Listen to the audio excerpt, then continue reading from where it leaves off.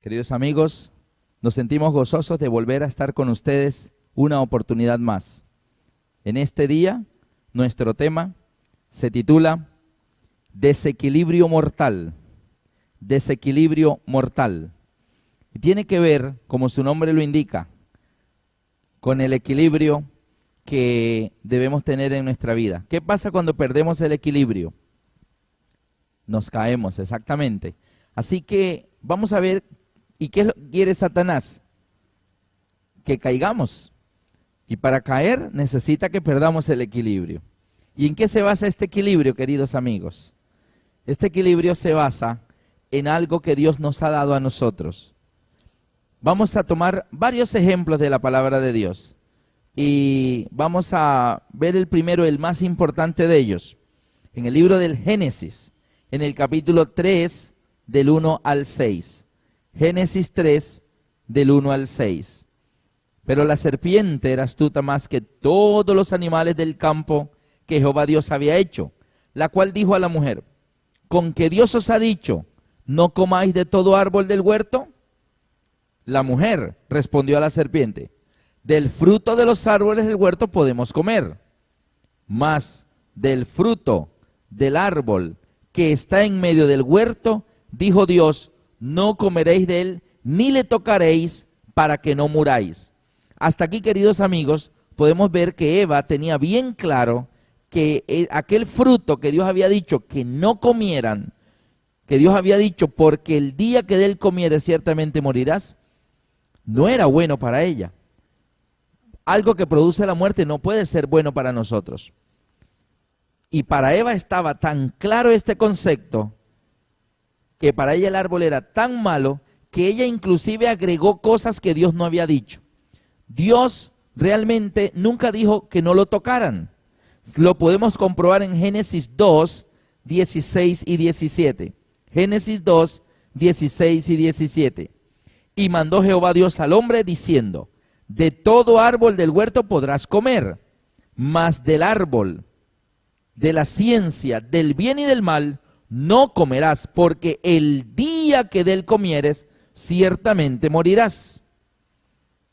Dios solamente había dicho que no lo comieran, pero Eva quedó tan impresionada con esto de que el día que de él comas, morirás. Eva llegó a considerar el árbol tan malo que no podía ni siquiera tocarlo, y le dijo a la serpiente: no, de todos los árboles del huerto podemos comer, mas del árbol que está en medio del huerto, dijo Dios, no comerás de él, ni le tocaréis, para que no muráis. Esto lo aprovechó Satanás, que estaba allí transformado en serpiente, para mostrarle a ella: mira, tócalo, no pasa nada, si ves que no te mueres. Y esto ya debilitó el concepto que Eva tenía, de que no debía comerlo, ni tocarlo, pero Dios nunca dijo que no lo tocara. Así que si tocarlo no le produjo la muerte, esto entonces la llevó a ella a decir: entonces si tocarlo no me produjo la muerte, entonces puedo comer.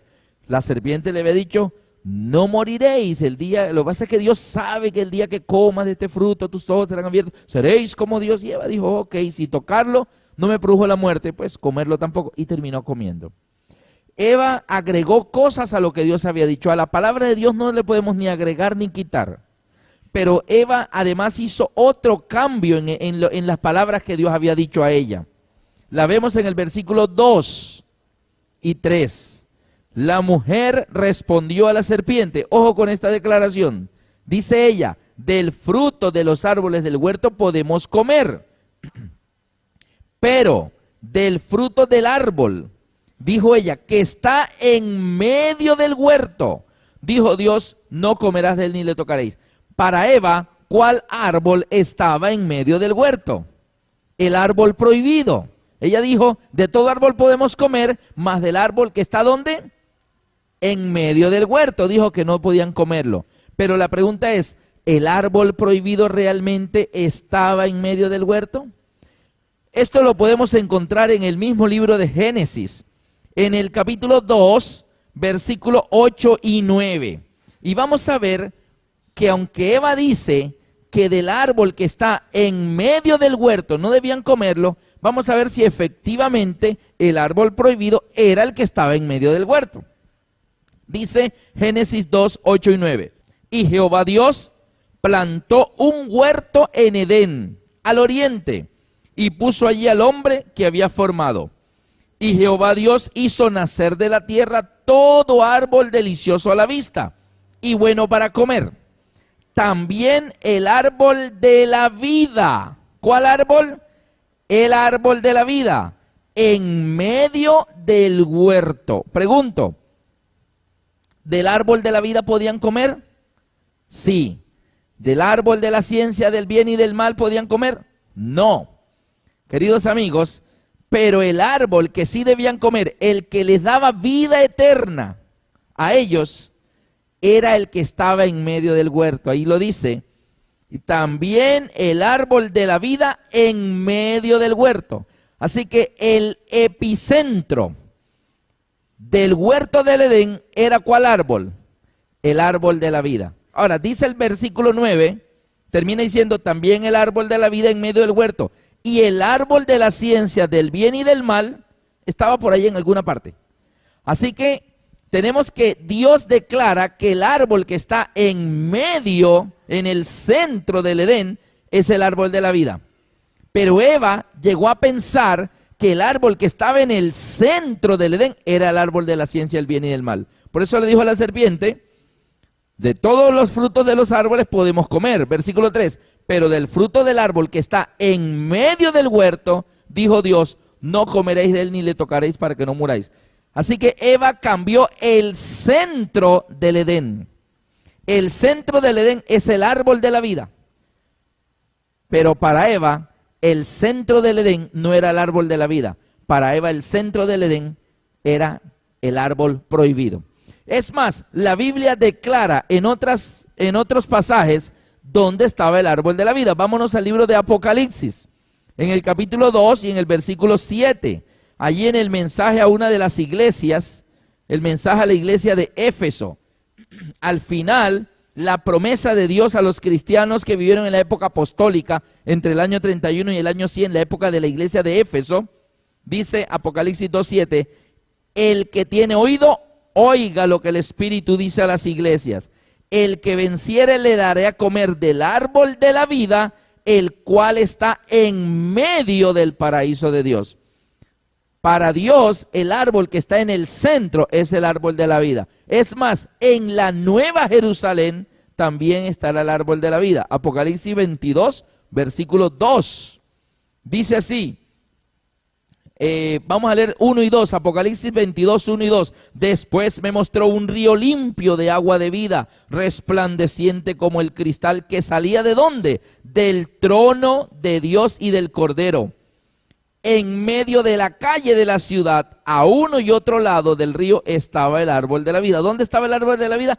En medio de la calle y en medio del río. Entonces, queridos amigos, la Biblia declara que el centro es el árbol de la vida.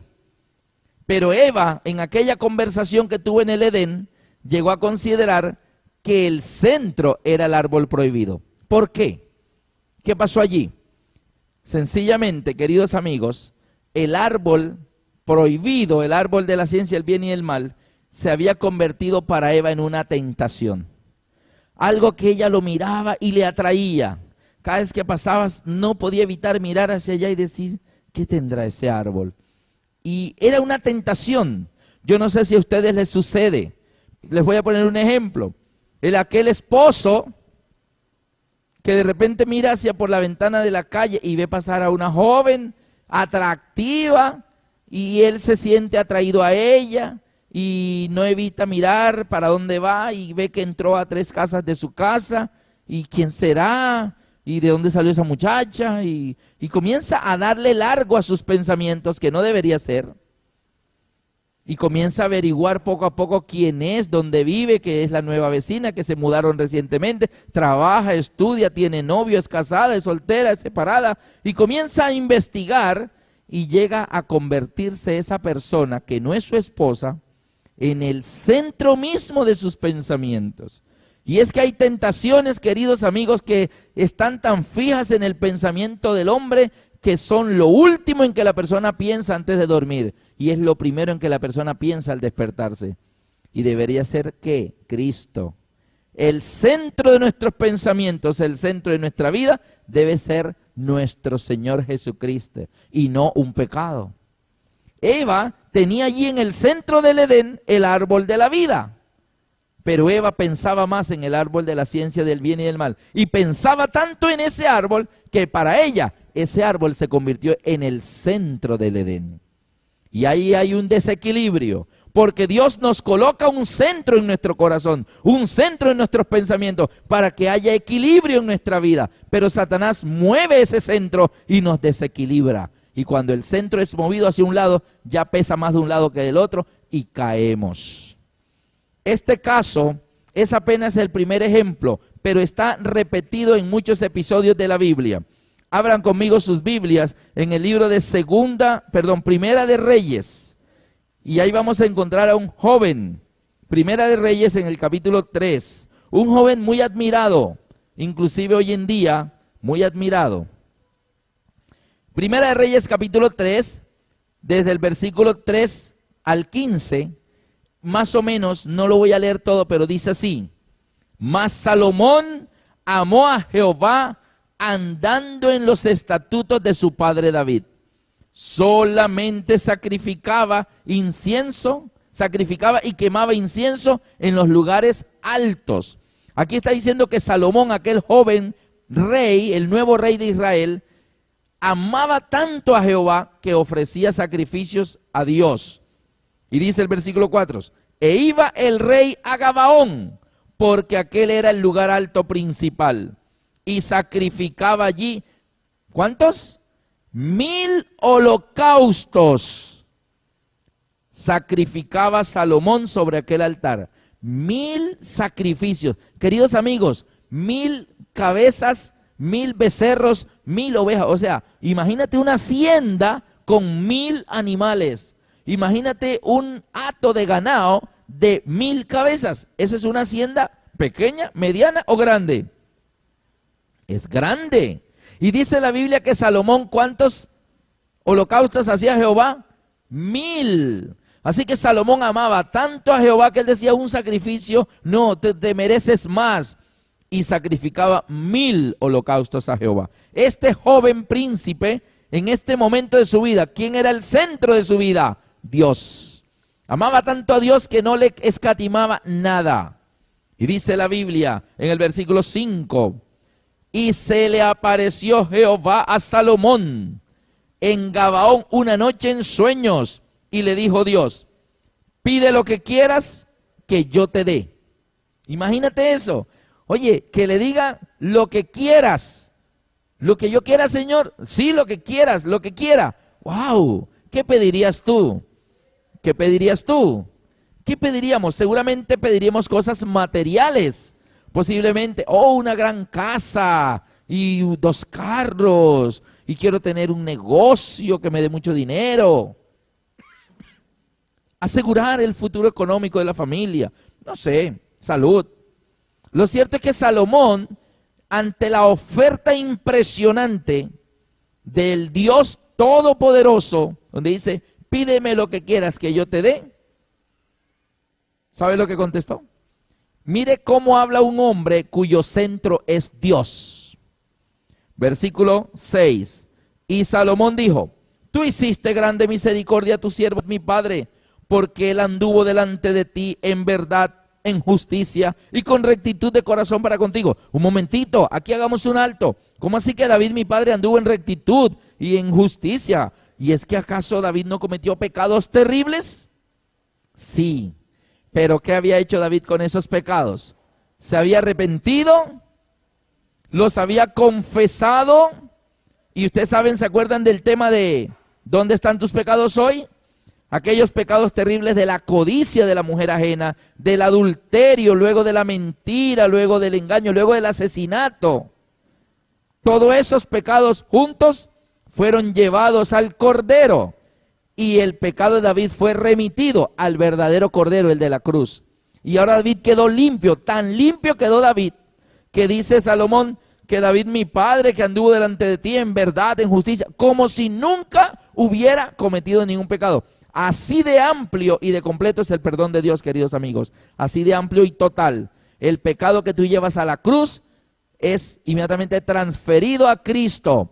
Y Él pagó con un castigo horrible la muerte que nosotros merecíamos. Miren eso. Y luego nosotros aparecemos como personas rectas, justas y que nunca hemos hecho nada malo. Y es que eso se lo cargaron al Cordero. Salvación por sustitución. Y ahí estaba Salomón diciendo que tú tienes misericordia de David mi padre.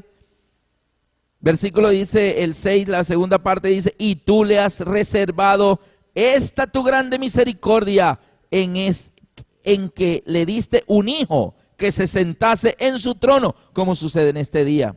Ahora pues, Jehová Dios mío, tú me has puesto a mí, tu siervo, por rey en lugar de David mi padre, y yo soy joven y no sé cómo entrar ni salir.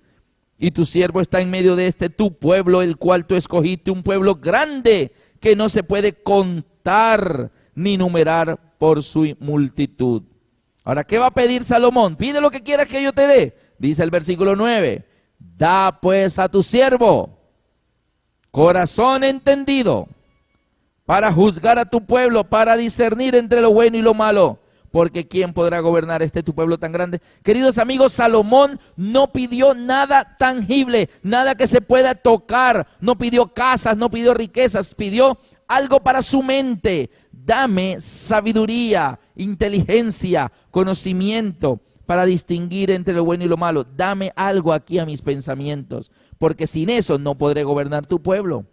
Y Dios se alegró tanto del pedido de este joven príncipe, que le dice el versículo 10, y agradó delante del Señor que Salomón pidiese esto. Y le dijo Dios, ¿por qué has demandado esto? Y no pediste para ti muchos días, ni pediste para ti riquezas, ni pediste la vida de tus enemigos, sino que demandaste para ti inteligencia para el juicio. He aquí lo he hecho conforme a tus palabras. He aquí que te he dado corazón sabio y entendido, tanto que no ha habido antes de ti otro como tú, ni después de ti se levantará otro como tú. Aún también te he dado lo que no me pediste. Te daré riquezas, gloria, de tal manera que entre los reyes ninguno haya como tú en todos tus días. Así que Salomón termina recibiendo lo que no pidió también. ¿Por qué, queridos amigos? Porque la inteligencia, la sabiduría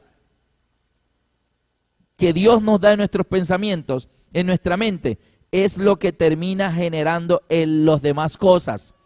Una persona que tiene sabiduría termina generando riquezas, termina trabajando, termina siendo una persona que se proyecta muy bien a la comunidad. Así que Salomón pidió lo primero. Pidió sabiduría e inteligencia, pidió algo que no se puede tocar. Mira cómo es la vida de una persona cuyo centro es Dios. Ahora, la Biblia dice que Salomón comenzó a ejercer esa sabiduría y fue un rey tan próspero, tan glorioso, que terminó construyendo el gran templo. Reyes extranjeros lo venían a visitar, generó grandes ingresos, mucho oro y plata se acumuló en las arcas de Salomón por esa sabiduría. La reina de Sabá lo visita y se emociona al ver, dijo, no se me había dicho ni la mitad. Usted es más sabio, más glorioso de lo que me habían dicho. Yo no lo creía, pero ahora que he venido me he quedado asombrado. Todo eso admirado aún por pueblos enemigos, admirado por otros reyes. Esa es la vida de una persona cuyo centro es ¿quién? Dios. Sin embargo, en el capítulo 11 de Primera de Reyes sucede algo. ¿Qué es lo que quiere hacer Satanás con ese epicentro que hay en nuestra vida? Que debe ser el árbol de la vida y no el árbol prohibido. Que debe ser Cristo y no el pecado. ¿Qué es lo que quiere Satanás? Corrernos ese centro para un lado. Y una vez que el centro ya no está en el centro, hay desequilibrio. Y la persona puede caer. Y mira lo que dice Primera de Reyes 11. ¿Con qué palabra comienza Primera de Reyes 11? ¿Cuál es la primerita palabra? Esa palabrita, la primerita, en mi Biblia dice, pero. ¿Cuál es la palabra? Pero, como decimos aquí en nuestra tierra, siempre hay un pero.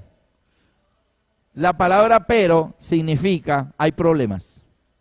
Como alguien cuando tú le dices, oye, te invito, ven a las conferencias, ven a la iglesia. Y la persona, oh sí, a mí me gusta la iglesia, a mí me gusta leer la Biblia. Y tú, qué bueno, va a decir que sí va a ir. No, yo creo en Dios, claro, y a mí me gusta ir a las conferencias de la Biblia, y me gusta. Y tú dices, oh, va a ir, y a mí me gusta mucho, y a mi familia, a mis niños, a mi esposo.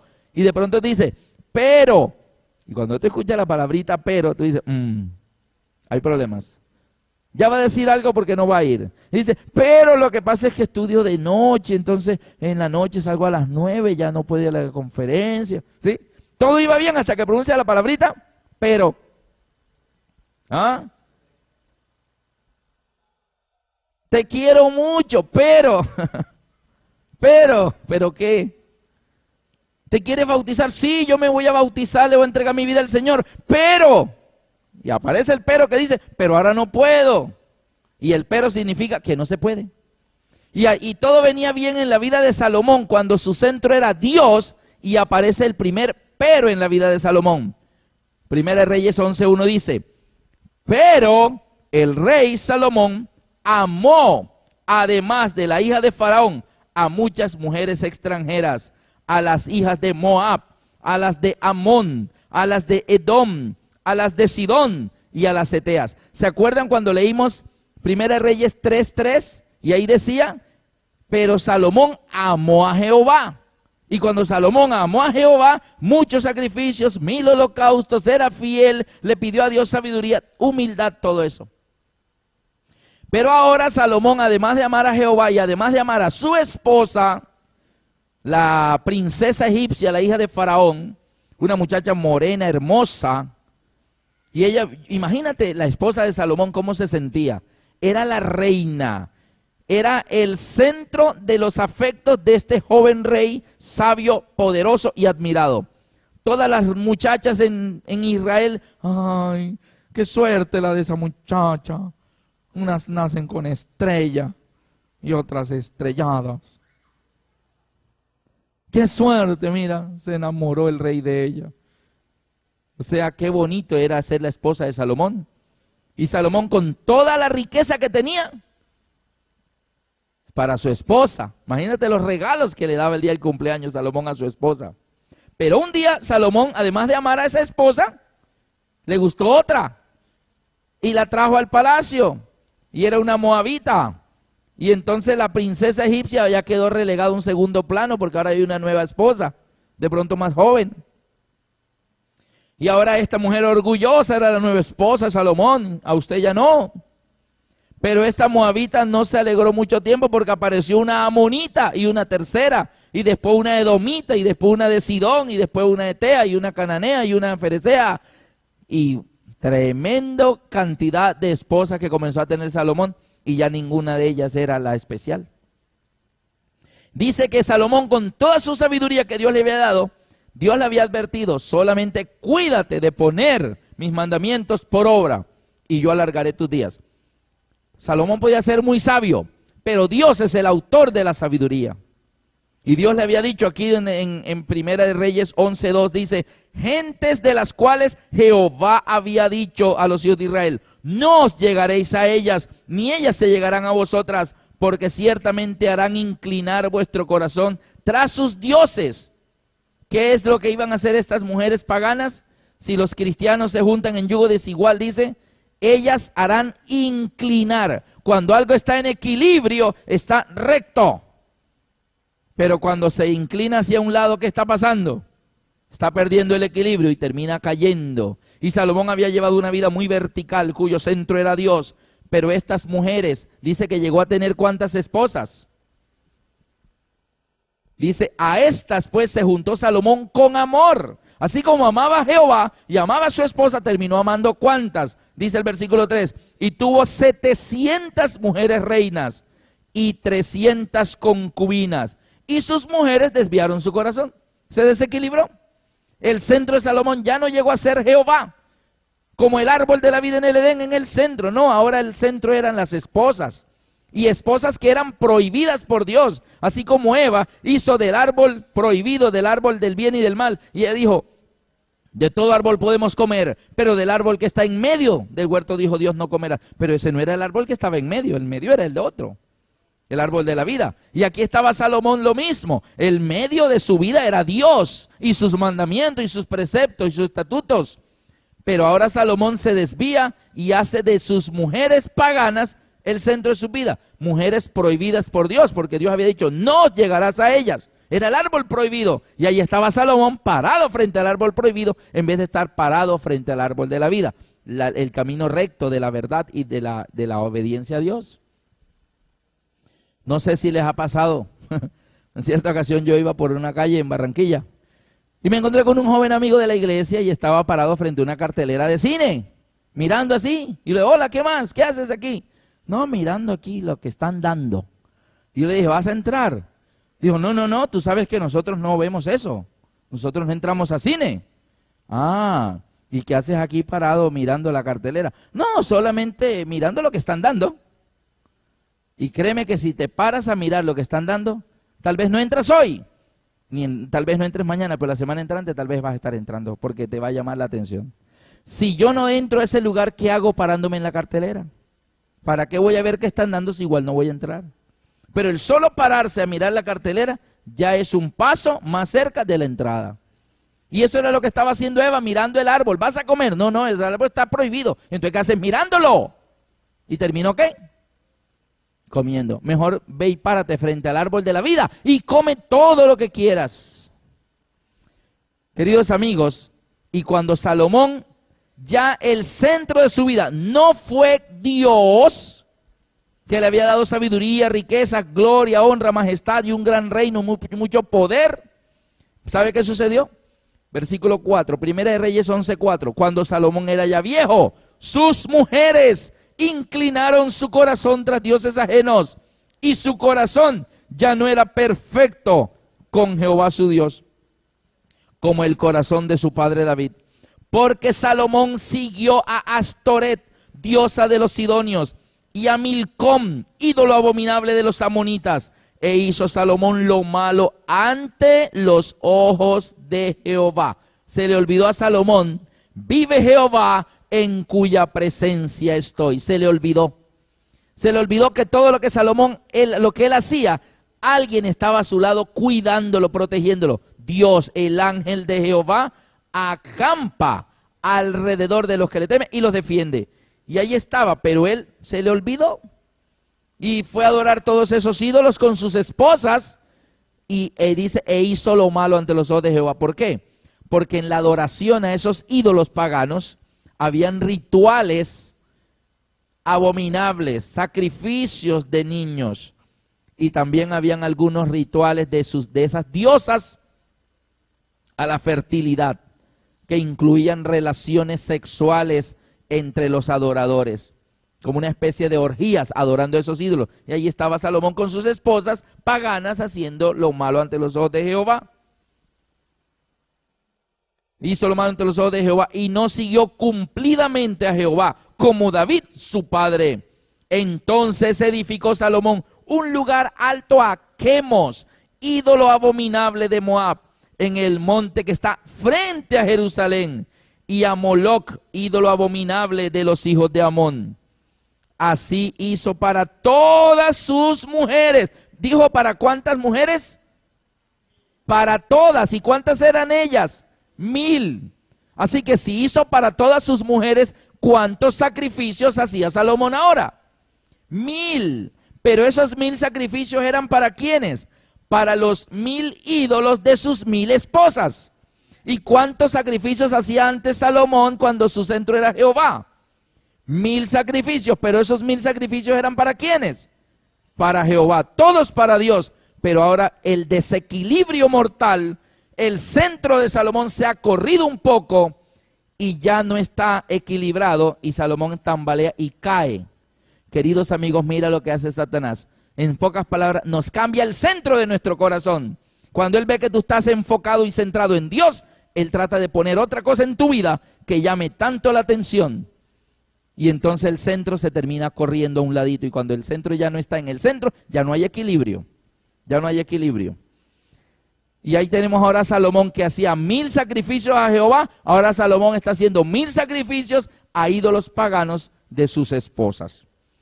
Tenemos también el caso de David.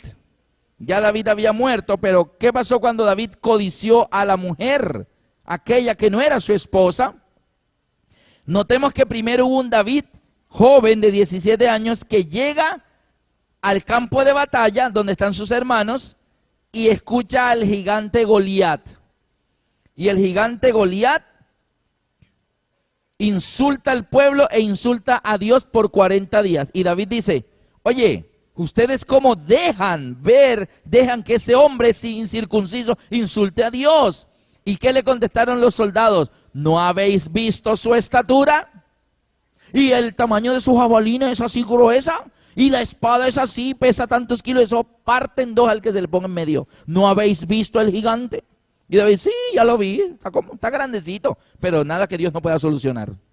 Y para todos los israelitas, inclusive al rey Saúl, el centro era el gigante.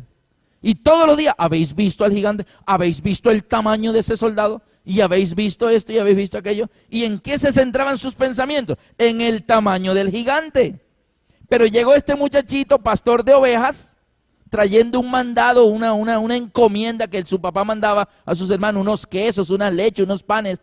Y mira, aquí manda mi papá y escucha los insultos. Pero el centro en el corazón de David no era el tamaño del gigante. David le dice, ¿qué le darán al que vence a ese gigante? El rey le va a dar la hija en matrimonio, le va a eximir su casa de impuestos y le va a dar muchos dones y riquezas. Entonces él pidió hablar con el rey. Rey, aquí hay alguien que dice que es capaz de ir a matarlo. Listo, hagan pasar a ese soldado. Y entra el muchachito de 17 años.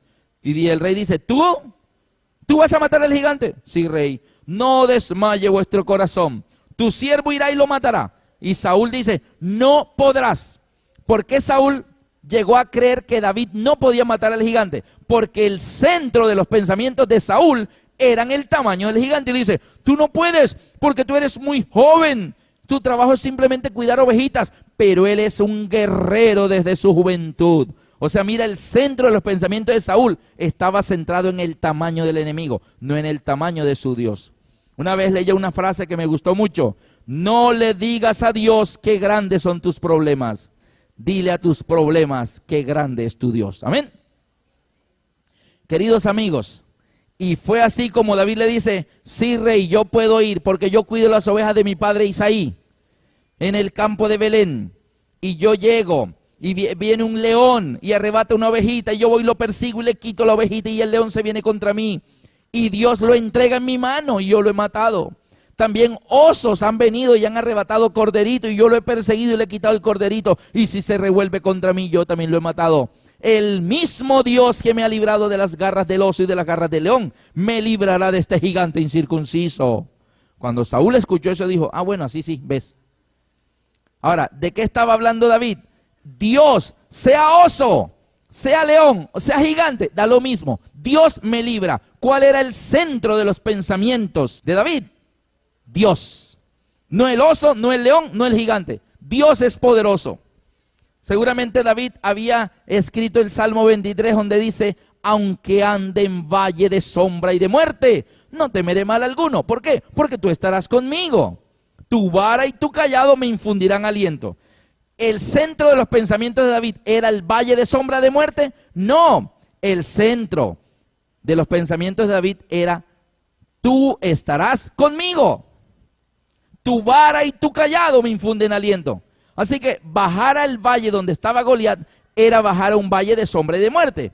Pero a David no le interesa los alrededor, le interesa el centro. Dice, Jehová va conmigo. Pobre gigante, no sabe con quién se metió. Así que miren la diferencia de los soldados de Israel. Su centro era el gigante, pero en David su centro era Dios. Pero pasaron varios años, David ya era rey, ya era un hombre grande, maduro y todo. Y un día sale al terrado de su palacio y en Segunda de Samuel 11, David ve a una mujer que se está bañando en el patio de su casa por la tarde. ¿Y esa mujer quién es? Es Betsabé. Y ella es casada, sí está casada, y su esposo está en el campo de batalla, o sea que está sola, y todas esas cosas. Y ustedes saben lo que sucedió, vino un adulterio, luego para esconder el adulterio asesinó al esposo. Pregunto, ¿en ese momento de la vida de David, Dios seguía siendo su centro? Ahora el centro era aquella mujer hermosa que no era su esposa, era la vecina. Y el centro de David se corrió un poquito. Y cuando el centro ya no es el centro, hay desequilibrio y lo que viene es la caída. Queridos amigos, ¿cuál es tu centro? ¿Qué es el centro en tu vida? ¿Qué es tu centro? Algunos ya somos cristianos hace algún tiempo, pero han hecho de otras cosas y no de Cristo su centro. Hay personas que su centro es la dieta. Y no hacen sino pensar todo el día en la dieta y como esto y como aquello y dejo de comer esto y esto aquí. Hay otras personas que han hecho del centro de su vida espiritual el vegetarianismo. Han hecho de eso el centro. El vegetarianismo es bueno, es el estilo de vida que Dios quiere para nosotros, que la alimentación sea sana, que no haya problemas cardiovasculares, que no haya problemas de presión, que no haya problemas de sobrepeso, que no haya problemas de diabetes. Decía un médico recientemente en una charla a la que asistíamos con mi esposa, gran cantidad de los problemas de salud, de las enfermedades de las personas, son originadas por lo que la gente come. Muchas de las cosas por las cuales la gente se enferma, el origen es por lo que la gente come.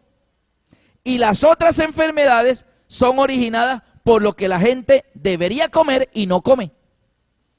Hay ciertos alimentos, ciertas frutas, ciertas verduras que nos dan ciertos nutrientes, ciertos minerales. Ay, a mí eso no me gusta, a mí eso no me pasa, y no, yo no soy capaz. Así que 30, 40 años sin comer esa fruta o esa verdura. Y esa verdura es la que te da cierto mineral en tu cuerpo. Así que llega un momento en tu edad en que el doctor te dice, usted le hace falta tal cosa. Vaya a la droguería y cómpreselo en cápsulas, cuando el Señor te lo dio en los alimentos. Y la persona comienza a sentir dolencia por aquí, dolencia por allá. No es que a usted le hace falta tal cosa. Y entonces a tomarla en medicamentos. Muchas enfermedades vienen por cosas que no deberíamos comer y las comemos. Y otras enfermedades vienen por lo que deberíamos comer y no comemos. Entonces hay algunas personas que han aceptado a Cristo y son cristianos muy consagrados, pero en vez de predicar a Cristo, predican es el alimento. Y para que te salves tienes que comer esto y tienes que comer aquello. Y para que te salves tienes que dejar de comer esto y tienes que dejar de comer aquello. No, para que te salves tienes que permitir que el Calvario llegue a tu vida. Que la sangre de Cristo derramada en la cruz te limpie de todos tus pecados. Que abras tu corazón de par en par y Cristo sea el rey de tu vida. Y Cristo sea el centro de tus pensamientos y el centro de tus acciones para que seas salvo. Cuando Cristo está en el centro de tu vida, Él cambia tu estilo de alimentación.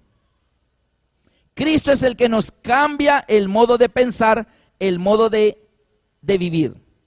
En cierta ocasión, en un ciclo de conferencias en Bucaramanga, me abordó una persona a la salida y me dijo, hermano Lascarro, ¿cuándo les va a hablar de la carne? Y yo le dije, no hermano, en el temario de Apocalipsis no está incluido el tema de la carne. ¿Cómo así? Es que usted está predicando un mensaje incompleto. Me dijo, le dije, no es un mensaje incompleto, lo que pasa es que 2 semanas no alcanzan para mucho. Pero ¿sabe qué? Entonces él me dijo, es que hermano hay que sacarles la carne del corazón a la gente. Y en ese momento dije, Dios mío, ¿qué digo aquí? Y lo que el Señor me puso en mi mente fue, hermano, yo predico a Cristo. Yo predico para que la gente reciba a Cristo allá adentro. Lo que yo quiero es que Cristo entre a sus corazones. Y yo sé que cuando Cristo entra a sus corazones, Él le saca la carne. Pero eso lo hace Él, no yo. Yo debo poner a Cristo allá adentro. Y cuando Cristo entra a la vida de las personas, Él comienza a cambiar. Y Él le saca carne y lo que no es carne. Él verá a ver qué le saca. Pero nosotros no podemos ponernos nosotros mismos con mensajes a sacarle cosas a las personas. Querido hermano, el centro del mensaje de salvación no es el vegetarianismo. Es Cristo, crucificado, resucitado y pronto a venir. Y un pueblo que se está preparando para recibirlo. Y un pueblo salvado que ahora comienza a vivir un nuevo estilo de vida y ahí es donde viene como consecuencia un nuevo estilo de alimentación. Pero no es lo que comemos o no comemos lo que nos va a salvar. Hay personas que creen que el centro del Apocalipsis es la bestia y el 666. No, queridos amigos, el centro del Apocalipsis es el Cordero como inmolado en medio del trono. Y luego ese Cordero viene en las nubes del cielo y se habla de la ira del Cordero. El centro del Apocalipsis es Cristo y su segunda venida. Amén. Hermanos, no dejemos que Satanás nos cambie el centro. Porque cuando el centro se corre a uno u otro lado, hay desequilibrio. Y todas las personas que hemos visto en la Biblia que han dejado que su centro sea cambiado y que no sea Dios, hemos visto que han caído. Los discípulos, miren que Jesús sale del templo en Marcos 13, 1 y 2. Jesús sale del templo aquel día y dice la Biblia que se iba. Marcos 13, 1 y 2. ¿Y qué sucedió allí? Saliendo Jesús del templo, imagínate, el templo es el tabernáculo, el santuario, donde el Cordero moría en el altar de bronce y el sumo sacerdote, todo lo que hemos estado estudiando estas noches. Y Jesús sale de ese templo y va caminando alejándose para salir de la ciudad. Y no había avanzado mucho de la puerta del templo hacia afuera, cuando dice, y saliendo Jesús del templo, le dijo uno de sus discípulos, maestro, mira, voltea, no te vayas tan rápido, mira esto. ¿Y qué le mostraba? Mira qué piedras, qué edificios. ¿Cuál era el centro de la vida espiritual de los apóstoles en ese momento? Del pueblo judío. El templo, qué bonito, mira esas paredes rectecitas, mira esas piedras, mira ese adornito de bronce allá como brilla con el sol. Y habían hecho del edificio el centro de su devoción. Todavía hoy en día, ¿han visto ustedes por televisión cómo el pueblo judío de hoy en día se golpea allí con un muro que le llaman ¿cómo? El muro de los lamentos. Y van allá a hacer un ritual, a un muro, unas piedras allí, que le llaman el muro de los lamentos. Pero entonces Jesús, respondiendo, le dijo, ¿ves estos grandes edificios? Aquí no quedará piedra sobre piedra que no sea derribada. De este templo no va a quedar ni los cimientos. Va a ser barrido, le dice Jesús a los discípulos. Los discípulos, no entendemos, ¿cómo tú vas a permitir que tu casa de oración, en la casa de Dios, el templo sagrado, el lugar santo, sea arrasado? ¿Sí? No va a quedar piedra sobre piedra. Pero ahí era donde moría el Cordero. Sin embargo, si ustedes van a Apocalipsis 4, dice, y en el centro vi un trono, y el que estaba sentado en el trono era como de jaspe, de cornerina, y alrededor del trono un arco iris en aspecto como la esmeralda, delante del trono 7 lámparas de fuego, y alrededor del trono 4 seres vivientes, y todo lo describe delante del trono, encima del trono, alrededor del trono. Todo, ¿por qué? Porque el centro del cielo es el trono de Dios. Pero es interesante que en Apocalipsis 5 nos dice qué hay en medio del trono. El centro del cielo es el trono de Dios, pero ¿y el centro del trono? ¿Qué será el centro del trono? Y vemos en Apocalipsis 5, versículo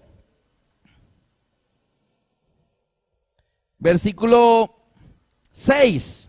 Apocalipsis 5, 6 dice, y miré y vi que en medio del trono, ¿en dónde? En medio del trono, ¿qué había? En medio del trono y de los 4 seres vivientes y en medio de los ancianos, o sea, el centro mismo dice, estaba en pie un cordero como inmolado. Para Dios el centro de todo el santuario del tabernáculo es el cordero inmolado. Pero para los apóstoles y todos los judíos de su época, el centro de ese santuario era, ay, mira qué piedras, qué edificio tan bonito que quedó el templo. Tenemos el templo más bonito del mundo. Y Jesús los mira cómo estaban de desenfocados. Porque cuando el centro se cambia, nos desenfocamos. Y Jesús dice, mire, no miren las piedras porque aquí no va a quedar piedra sobre piedra. Pero si ustedes miran al Cordero, llegarán lejos. Queridos amigos, nos sobrarían ejemplos donde en la palabra de Dios colocan de personas que en algún momento cambiaron su centro. Ustedes recuerdan aquel muchachito, hijo menor de un padre muy rico, que un día le dijo, padre, dame la parte de los bienes que me corresponde. El joven pródigo. Yo le hago una preguntita, ¿cuál era el centro de ese muchacho? ¿Qué era lo que ocupaba su mente, sus pensamientos? La riqueza. Padre, dame la parte de la herencia, dame mi mitad, yo me voy a gastármela porque tú tienes mucha salud todavía y yo no tengo plata y yo necesito para mis gastos, así que reparte la herencia antes de morirte. Y el padre dijo, tome mijo, aquí está lo suyo. Y se fue lejos a una provincia apartada, vivió perdidamente y mira cuál era el centro de la vida de este muchacho. La riqueza de su padre, más no su padre. Sin embargo, luego él recapacita y dice, ¿cuántos jornaleros en la casa de mi padre tienen abundancia de pan? Y yo aquí perezco de hambre. Me levantaré e iré a mi padre y le diré, Padre, he pecado, perdóname. No soy digno de ser llamado tu hijo, hazme como uno de tus jornaleros. Le está diciendo, Padre, déjame vivir en la hacienda, permíteme estar cerca de ti. Yo voy a ser un trabajador más de la finca, yo seré uno de los jornaleros, yo viviré allá donde están todos los jornaleros, no estaré aquí en la casa principal, solo déjame estar cerca de ti. Ahora para este joven arrepentido, ¿cuál era el centro de su vida? Su padre. Ahora sí lo ama, lo extraña y valora vivir en su presencia. Ahora, cuando valora la presencia de su padre, tiene otro pensar. Pero, queridos amigos, el hermano mayor, que nunca se había ido de la casa, se había portado bien, era un buen muchacho, no era como este que había dado dolores de cabeza a su padre. Regresa por la tarde del campo y oye la fiesta, que el padre estaba celebrando el regreso de su hijo que estaba perdido. Y dice a uno de los criados, ¿qué es el motivo de esta fiesta? Y dice, tu hermano ha vuelto y tu padre lo ha recibido, lo ha perdonado, mató el becerro engordado, ha invitado a los amigos más allegados y está feliz, está esperándote a ti para que su dicha sea completa, tener nuevamente a sus dos hijos a cada lado de él. Y este joven se enojó mucho y no quería entrar. Le avisaron al padre, tu hijo mayor ya llegó, pero está afuera y dije que no va a entrar. El padre sale y le dice, hijo, entra, gózate conmigo, ya soy feliz nuevamente, tengo a mis dos hijos conmigo, ven, entra. Y este joven le dice, ¿cómo tú recibes a este hombre sin vergüenza que ha hecho tanto mal, tanto pecado, gastó el dinero, lo despilfarró con rameras? En cambio yo trabajo duro todo el día, yo me porto bien, nunca me he ido de la casa. Y le dice, nunca me has dado ni un cabrito para gozarme con mis amigos. Yo le hago una preguntita, este buen muchacho que nunca se ha ido de la casa de su padre, ¿cuál era el centro de sus pensamientos? La riqueza también. Le está reclamando, nunca me has dado nada. Le está diciendo, no me has dado riquezas. ¿Y sabe qué le contesta el padre? Dice, hijo, tú siempre estás conmigo. Todo lo mío es tuyo.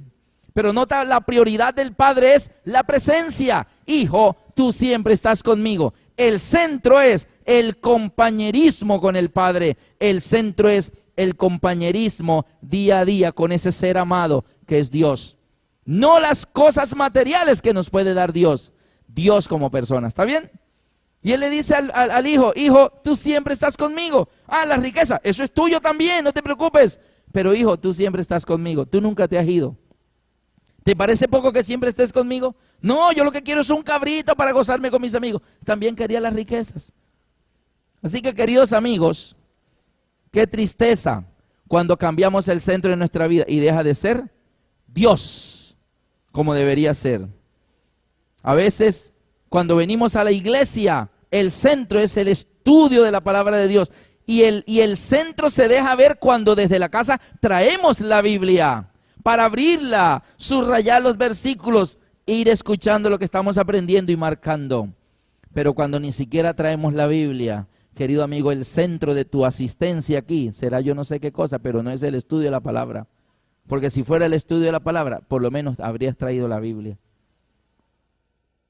De pronto viene porque es bonito, porque me distraigo un rato, es que me hace reír ese predicador, para verme con los demás. Es que no tengo más nada que hacer en la casa. Queridos amigos, ¿cuál es tu centro? ¿Por qué estás siguiendo al Señor? Y yo quisiera terminar mostrando un pasaje más. Miren, por ejemplo, en Mateo 17, 22 y 23, Jesús les da dos noticias a los discípulos. Mateo 17, 22 y 23. Dos noticias. Estando ellos en Galilea, Jesús les dijo: el Hijo del Hombre será entregado en manos de hombres y le matarán. ¿Esa noticia es buena o mala? Mala, van a matar al Hijo de Dios. Y los discípulos se ponen tristes. Señor, ¿te van a matar? No, no puede ser. Sí, el Hijo del Hombre será entregado en manos de hombres y le matarán. Mala noticia, sigue diciendo el versículo: mas al tercer día resucitará. ¿Esa noticia es buena o mala? Buena. Ahora bien, ¿en cuál debieron ellos enfocarse? ¿En la buena o en la mala? En la buena, decir, ay, te van a matar, qué terrible, Señor, no puede ser. No, pero no se preocupen, al tercer día resucitaré. Ah, menos mal, al tercer día.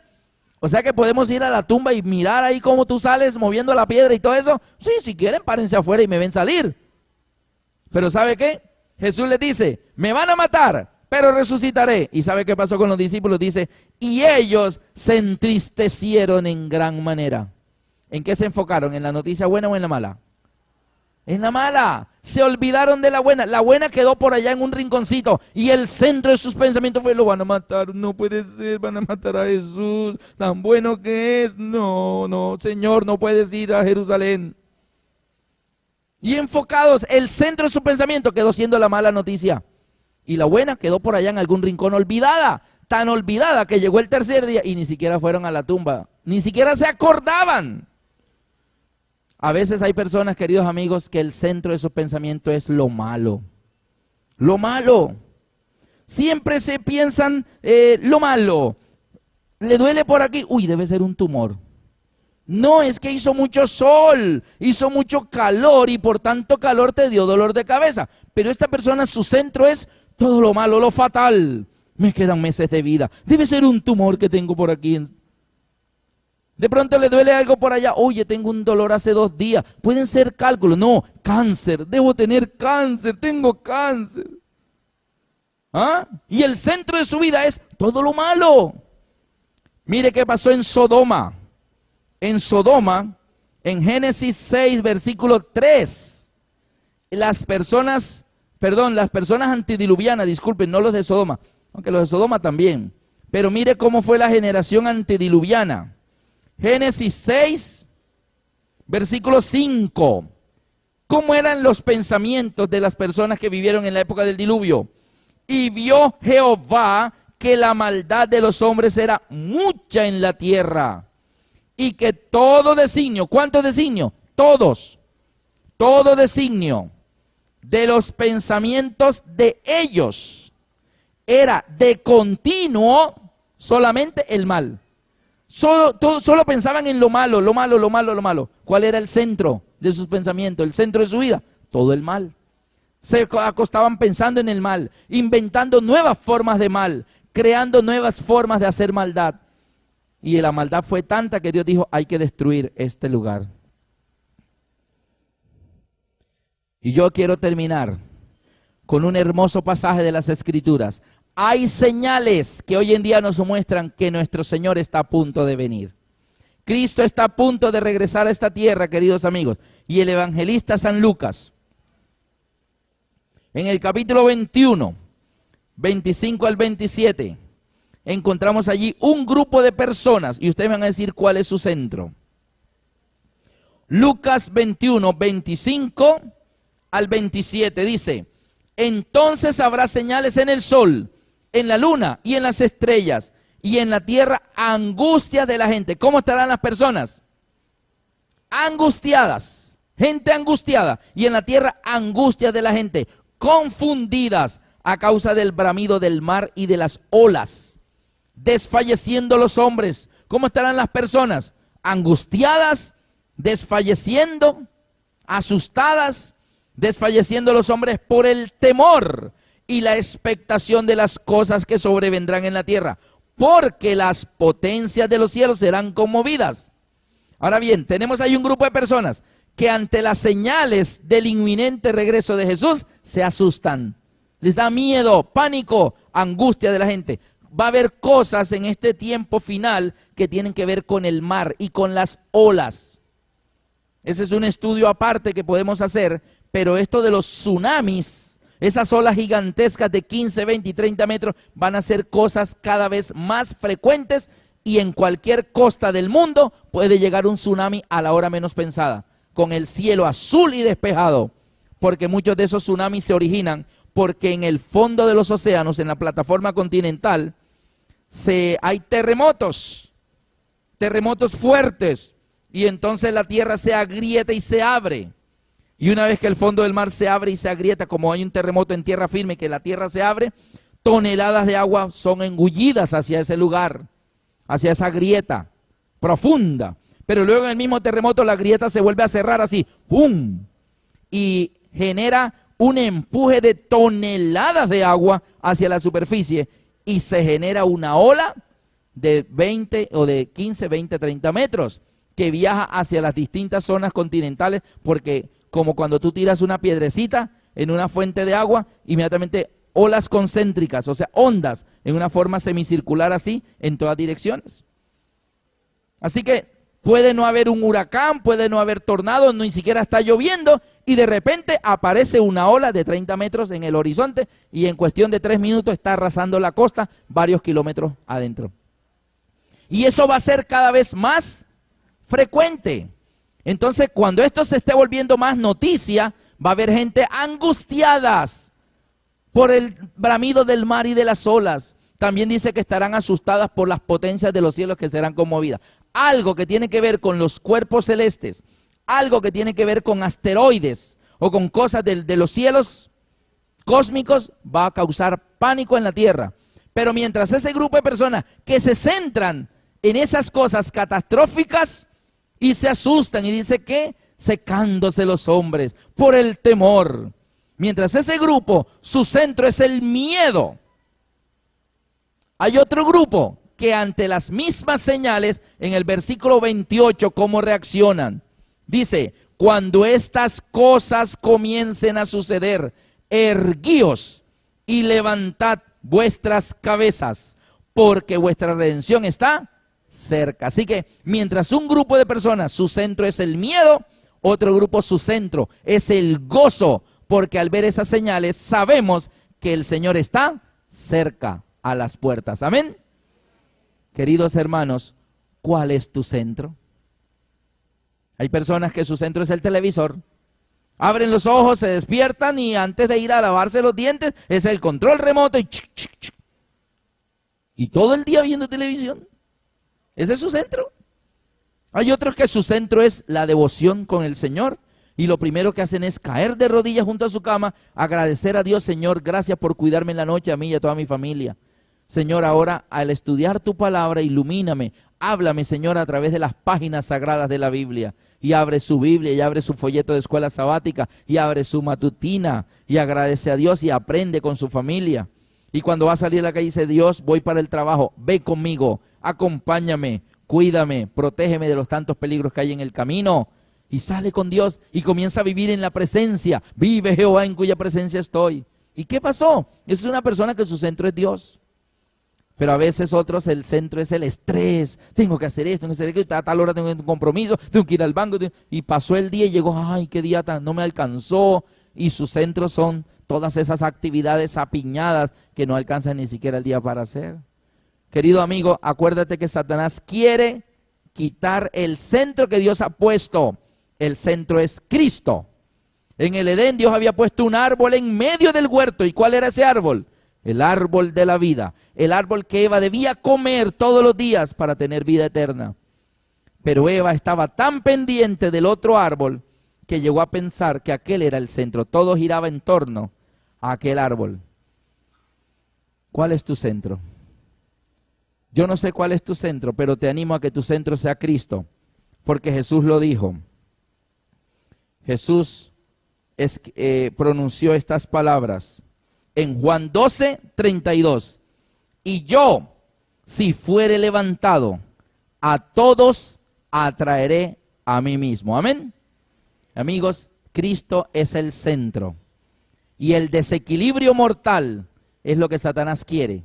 Si logra quitar a Cristo del centro de tu vida y poner cualquier otra cosa, nos habrá desequilibrado. Y lo que viene es el pecado, y la paga del pecado es la muerte. Queridos amigos, cuando los seres humanos pecamos, perdimos la gloria de Dios. Fuimos destituidos de la gloria de Dios y quedamos vacíos de Dios. Ahora Dios está afuera tocando en nuestro corazón.